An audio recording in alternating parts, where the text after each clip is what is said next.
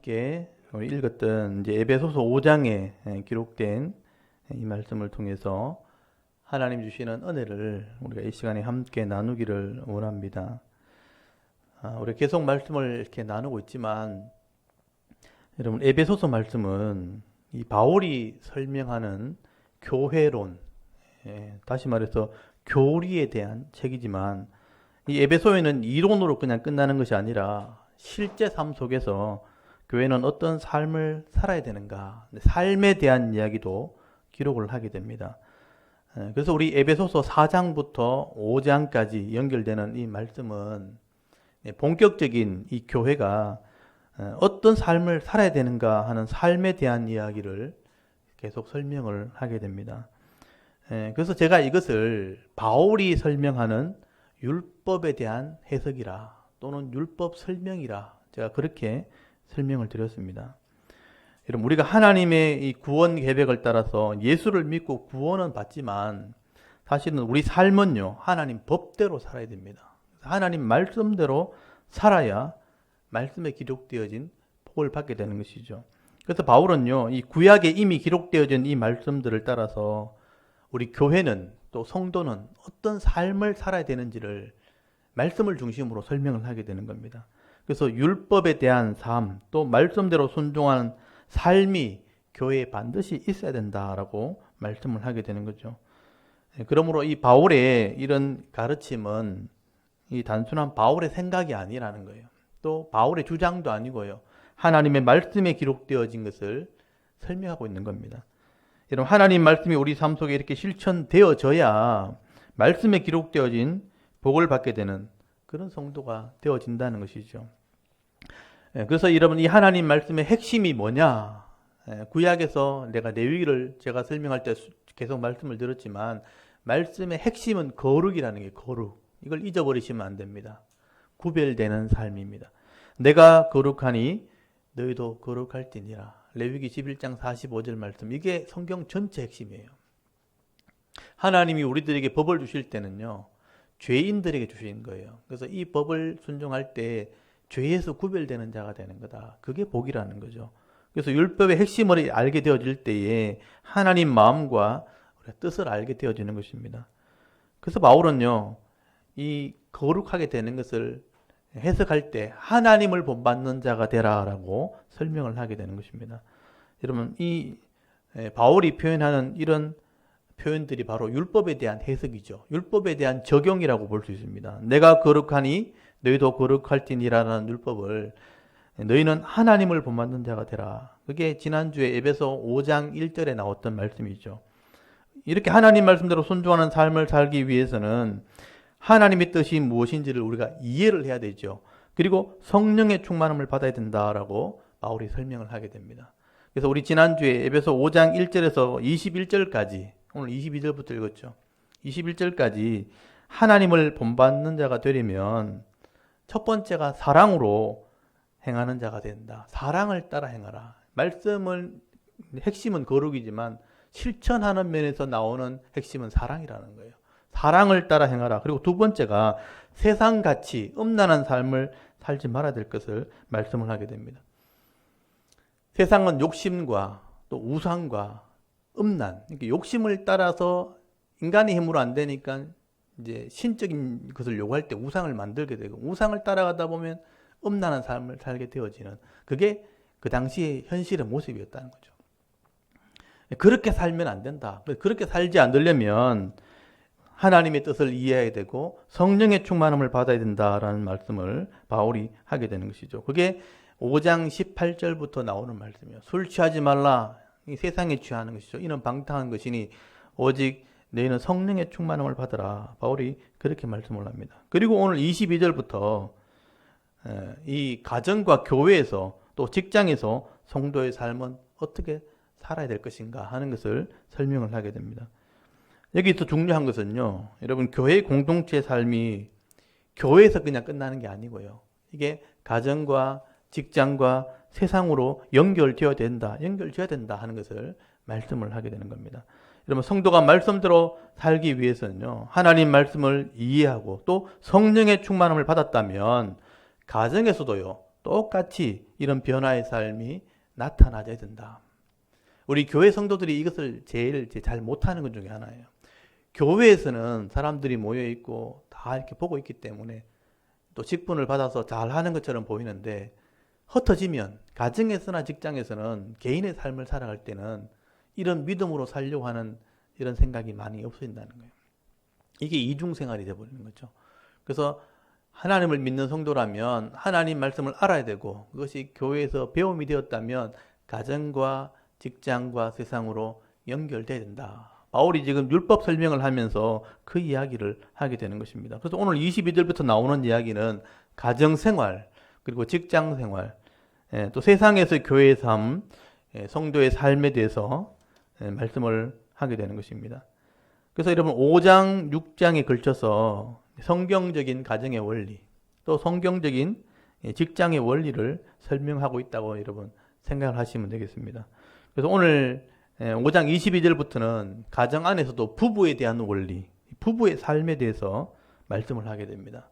그럼 사도 바울은 이 가정에 대한 삶에 대한 이야기를 하면서 제일 먼저 이야기하는 것이 부부에 대한 원리입니다. 그래서 부부를 얘기하면서 또 먼저 얘기하는 게 아내에 대해서 먼저 이야기를 하게 되는데, 여러분 오늘 22절 읽었던 본문을 보시면요, 아내들에게 먼저 말씀을 하고 있죠. 아내들이여 자기 남편에게 복종하기를 죽게 하듯하라, 이렇게 말씀을 합니다. 근데 여러분 이 말씀을 이렇게 보면 제일 먼저 눈에 확 들어오는 게 복종이란 단어예요. 복종. 제가 남편이라 그런지 모르지만 여기 복종이 눈에 딱 띄어요. 근데 사실 원문에 보시면요, 이 복종하기를 하는 단어가 없어요. 사실은요. 이 복종이라는 단어를 갈로해서 여러분 빼셔야 돼요. 그래서 복종하기를 하고 빼놓고 원문을 다시 이렇게 보면 아내들이여 남편에 대해서는 주님을 대하듯이 하라, 이렇게 돼 있어요. 원래는 아내가 남편을 대할 때는 주님을 대하듯이 하라.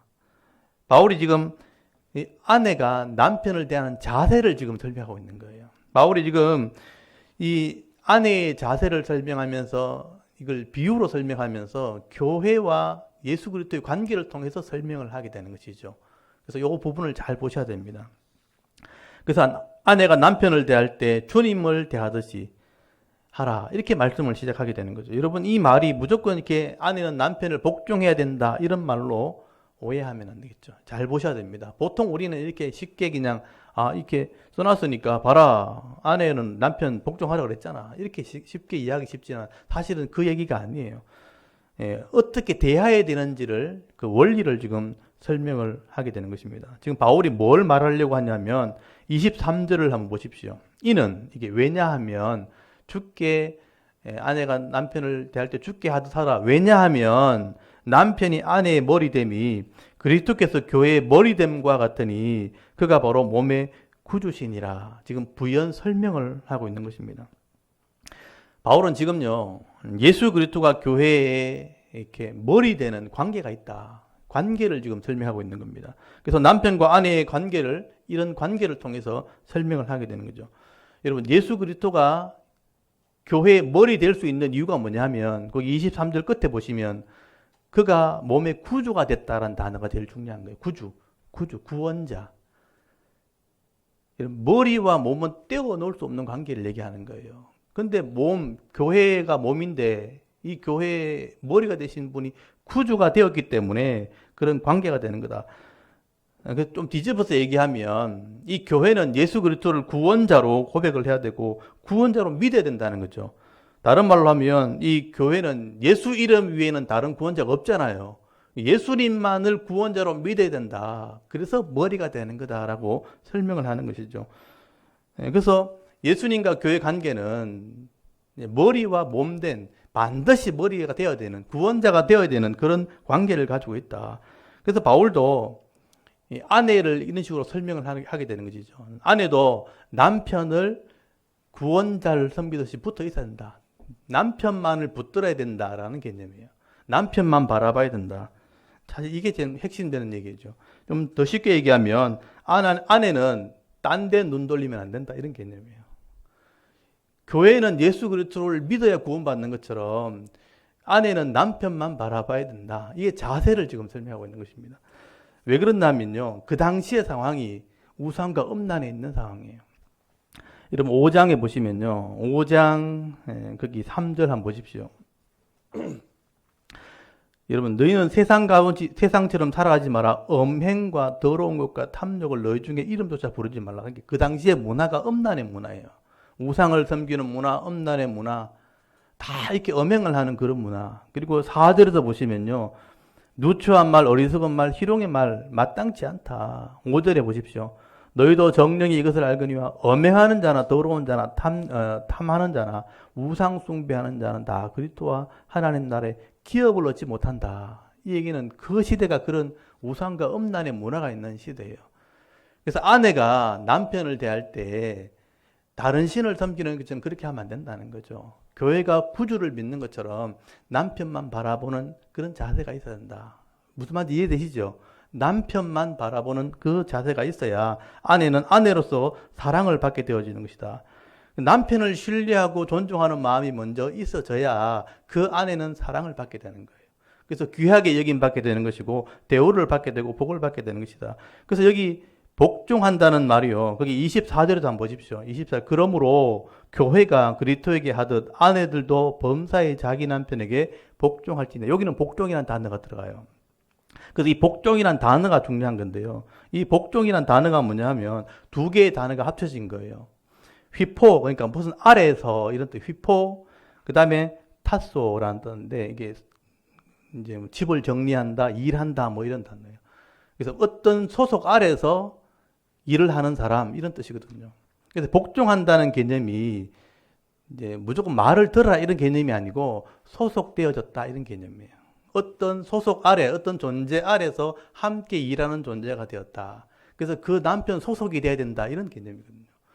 그래서 이 아내는 이 교회가 주님을 이렇게 섬기고 믿고 신뢰하는 것처럼 남편만을 바라보는 소속된 사람이 돼야 된다. 이런 개념이라고요. 딴 데 눈 돌리면 안 된다. 그래야 남편의 사랑을 받게 되는 거다. 이 자세를 설명하게 되는 것이죠. 그래서 이 복종이라는 단어를 잘 이해하셔야 돼요. 종처럼 살아야 된다. 이런 뜻이 아니고요. 오직 그와 함께 하는 소속이 돼야 된다. 존재가 돼야 된다. 함께 존중 여기는 존재가 돼야 된다. 우리식으로 표현하면 함께 붙어 있어야 된다. 이런 개념이에요. 그래야 사랑을 받게 되는 거다.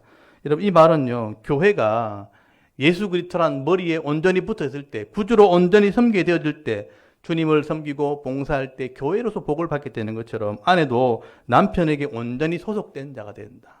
그 수하에서 한 마음으로 섬기게 되어질 때에 아내의 주의를 얻게 되어지는 것이다. 그래서 이 복종이라는 단어를 우리 한국 사람들은 남편이 하늘이니까 시키는 대로 해라 이런 개념으로 받아들이면 안 되는 거예요.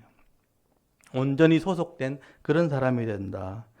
그래서 철저하게 남편만 사랑하는, 섬기는 그런 속한 사람이 돼야 된다. 그래서 이런 당시의 에베소의 상황, 이런 음란의 문화가 가득한 곳에서 아내는 어떤 자세로 남편을 섬기게 되는가 하는 것을 설명을 하게 되는 것입니다. 그래서 바울은 머리와 몸이란 관계를 통해서 떨어지면 안 된다는 그런 관계를 통해서 설명을 하게 되는 것이죠. 그래서 이 아내는 남편에게 절대로 떨어지면 안 된다. 남편만을 바라봐야 된다. 이렇게 할 때 영광을 누리게 되는 거죠. 그래서 여러분 26절부터 보시면요. 아내가 받게 되는 영광을 설명하게 되는 거예요. 여기 보면 교회와 그리스도를 통해서 설명을 하지만 사실은 이게 아내가 누릴 복에 대해서 설명을 하는 것입니다. 여러분 26절에 보면 이는 곧 물로 씻어 말씀으로 깨끗하게 하사 거룩하게 하시고 자기 앞에 영광스러운 교회로 세우사 티나 주름 잡힌 것이나 이런 것들이 없이 거룩하고 흠이 없게 하려 하심이라. 여러분 머리 대신 예수 그리스도께 교회가 잘 붙어 있으면 이런 은혜를 누리게 된다는 것을 교회를 통해서 지금 설명하고 있는 겁니다. 그래서 여기 물로 씻는다는 것은 회개한다는 것을 의미하고요. 또 말씀으로 깨끗하게 한다는 것은 말씀을 따라 순종하는 삶을 살게 되어질 때 거룩하게 되어지고 또 자기 앞에서 영광스러운 교회가 된다. 핵심이 영광스러운 교회예요. 예수님을 구주로 잘 믿고 말씀으로 잘 섬기게 되어지면 이 교회는 영광스럽게 된다는 거예요. 이 땅에서도 영광스럽게 되겠지만 진짜 영원한 나라에 들어가서 영광스러운 존재로 인정을 받게 되어지는 것입니다. 그래서 이 땅에서는요. 여기 27절에 있는 것처럼 티나 주름 잡힌 것이 없는 이런 아름다운 존재, 거룩하기 흠이 없다는 건 뭐냐면 아름다운 존재로 이 땅에서 살아가게 되어진다. 인정받게 되어진다는 것을 말씀을 하게 되는 거죠. 이게 아내와 적용이 되는 거예요. 아내도 마찬가지라는 거죠. 여러분, 아내 된 사람이요, 남편이 좀 부족하다 할지라도 아내로서 잘 섬기면, 믿음으로 섬기고 존중이 여기고 소속되어서 한 마음으로 같이 일하고 섬기게 되어지면 이런 인정을 받게 되는 거죠. 이 사람은 정말 좋은 아내라, 현모양처라, 우리 식으로 표현하면 어디 가도 칭찬 듣는 아내가 되어지는 것이다. 그렇게 칭찬을 듣게 되어지는 것이죠. 그래서 27절에 나오는 이런 영광스러운 교회라는 단어 안에 영광스러운 아내라고 쓰시면 돼요. 머리 대신 예수를 교회가 잘 섬기면 영광스러운 교회가 되는 것처럼, 이런 자세로 남편을 아내가 잘 섬기면 영광스러운 아내로 인정을 받게 될 것이다 라고 설명을 하게 되는 것이죠. 저는 이걸 보면서요, 참 바울다운 설명이다라는 생각을 했어요. 이 바울은요, 결혼 생활 했는지는 모르지만 성경에는 혼자 살았다고 돼 있거든. 독신으로 살았다고 돼 있어요. 그래서 바울의 설명을 들어보면 조금 원론적인 설명인 거죠. 율법적인 설명 또는 원론적인 설명. 당연히 그렇게 잘 섬기면 교회처럼 아내도 복을 받게 될 것이다. 근데 똑같은 얘기를요, 베드로가 설명한 게 있어요. 베드로의 설명을 이렇게 들어보면 좀 인간적으로 설명해 놨어요. 그래서 이걸 조금 비교해 보시면 아내의 자세를 설명하는 건데, 바울이 설명하는 것은 성경적인 설명이라고 보시면 되고요, 베드로는 실제적인 설명이라고 보시면 돼요. 그래서 베드로 전서에 보면 똑같은 얘기 나오는데 한번 비교해 보십시오. 여러분, 베드로 전서 3장을 한번 펴보세요. 베드로 전서 3장.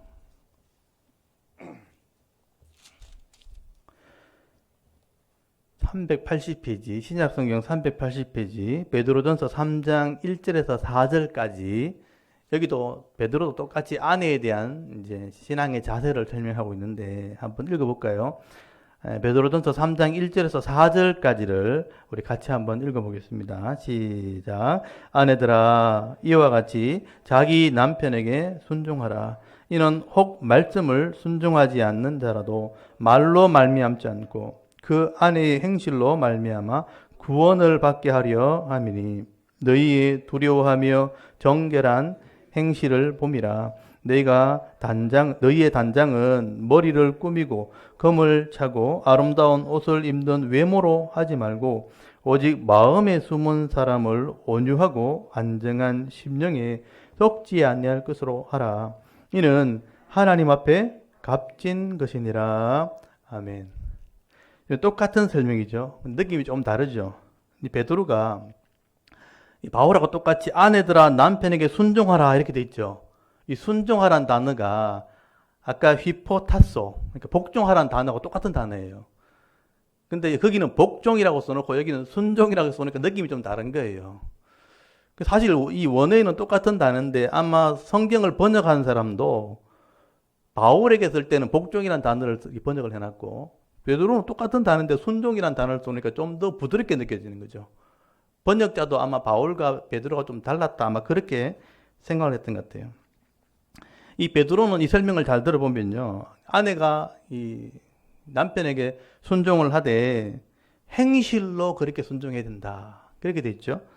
아내가 보십시오, 말씀을 순종하지 않는 자라도, 불신자 남편이라 할지라도, 부족한 남편이라 할지라도 말로 말미암지 않고 그의 아내 행실로 말미암아 구원을 받게 하려니라. 너희의 두려워하며 정결한 행실, 그러니까 아내가 하나님을 섬기는 모습으로 잘 섬긴다, 교회를 섬기는 모습으로 잘 섬기는 모습을 남편에게 보여주면 남편도 아내를 귀하게 여긴다는 거예요.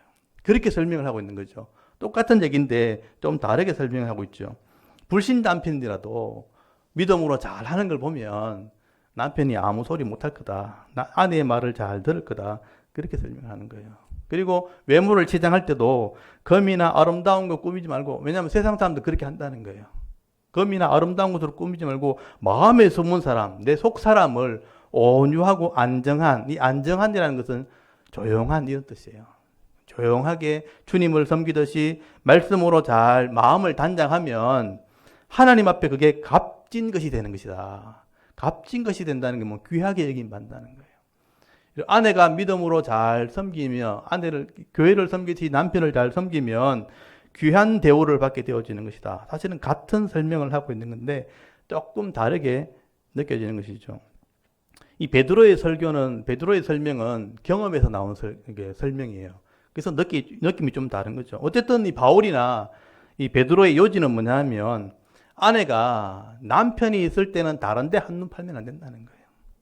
머리들 붙어 있던 것처럼 남편만 바라보고 하나님 말씀을 순종하듯이 남편을 잘 존중히 여겨주면 아내로서 사랑을 받게 될 것이고 다른 사람에게도 영광스러운 아내로 칭찬을 듣게 될 것이다 라고 말씀을 하게 되는 것이죠. 여러분 이 말씀의 의미를 잘 이해하시기 바랍니다. 그래서 아내 된 사람들, 아내 될 사람들은 이 말씀을 따라서 말씀 따라 순종하게 되어질 때에 정말 사랑도 받고 보석처럼 귀하게 여김받을 수 있는 그런 은혜가 있기를 바랍니다. 그게 말씀대로 순종한 아내의 자세라는 것이죠. 그리고 오늘 본문을 보시면요. 25절부터는 이제 남편에 대한 역할을 설명을 하게 됩니다. 여러분 25절에 보시면 본문 에베소서 5장 25절 한번 보십시오. 남편들아 이렇게 설명하죠. 아내 사랑하기를 그리스도께서 교회를 사랑하시고 그 교회를 위하여 자신을 주신 같이 하라. 그렇게 설명을 하게 됩니다. 여러분 남편은 아내를 아가파오하라. 사랑한다는 단어가요. 아가페라는 단어예요. 이 아가파오란 사랑이라는 단어가 여러 개 있다는 거 아시죠? 헬라어에는 사랑이라는 단어가 여러 가지 있는데 특별히 남편이 아내를 사랑할 때는 아가파오를 해야 된다. 전적인 사랑이죠. 헌신적인 또는 조건을 바라지 않는 무조건적인 사랑을 해야 된다. 그렇게 말씀하게 되죠. 그러면 이 남편이 이 아내의 사랑을 받게 되는데 구체적으로 어떻게 하라는 얘기인가? 그리스도께서 교회를 사랑하고 자기를 버린 같이, 자기를 주신 같이 그렇게 살아야 된다. 다시 말하면 여러분 생명을 내어놓는 그런 사랑을 해야 된다. 여러분 하나님께서 교회를 세우실 때 어떻게 세웠습니까?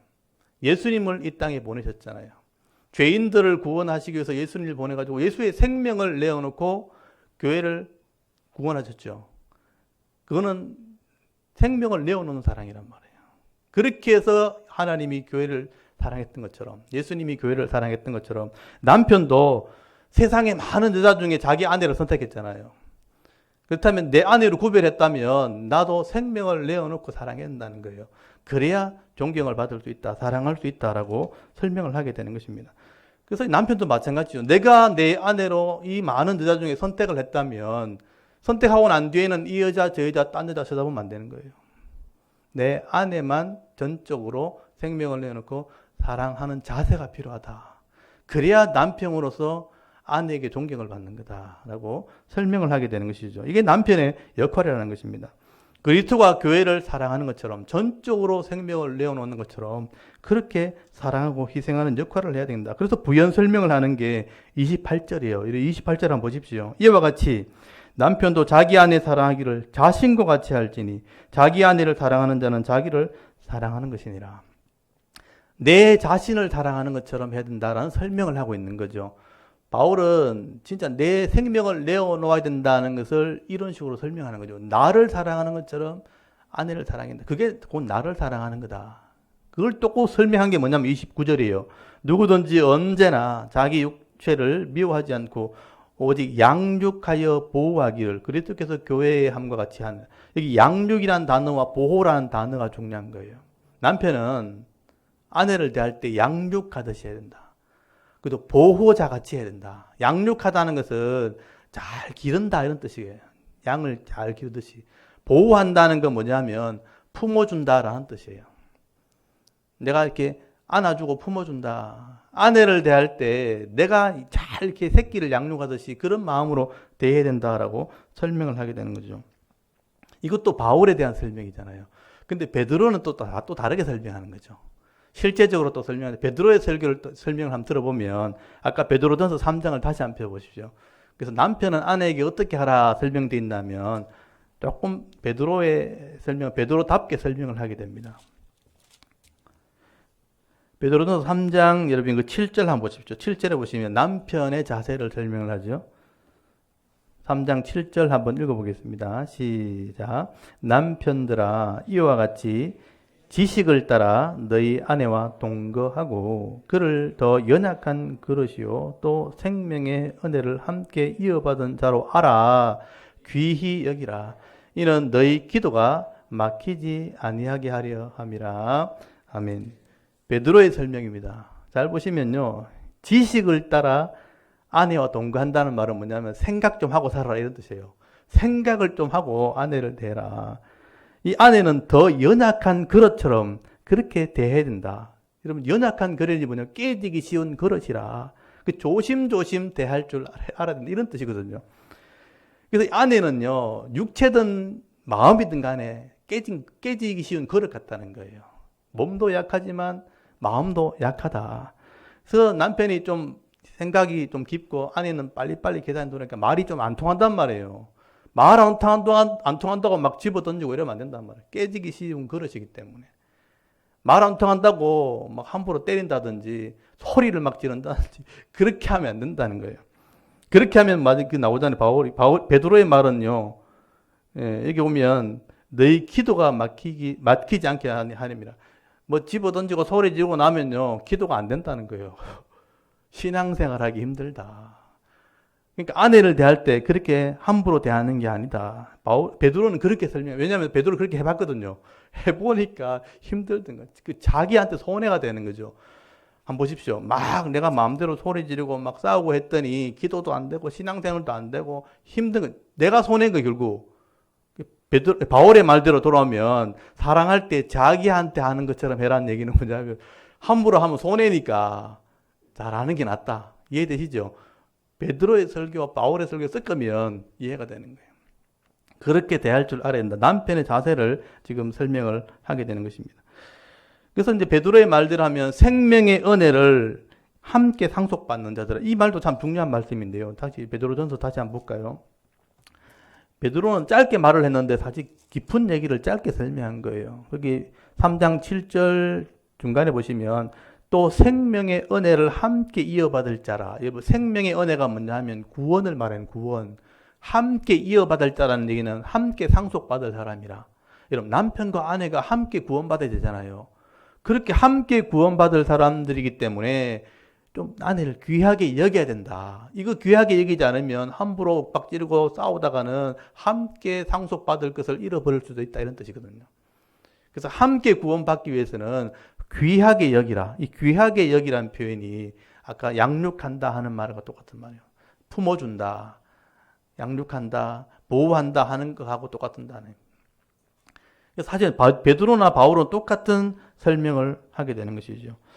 그래서 이 바울의 입장에서는 나 자신처럼 사랑해야 된다라고 표현했다면 베드로의 입장에서는 소리 질러볼란 내만 손해다. 그래서 잘 해야 된다. 그래야 귀하게 여겨야 같이 구원을 받게 되는 거다라고 설명을 하게 되는 것이죠.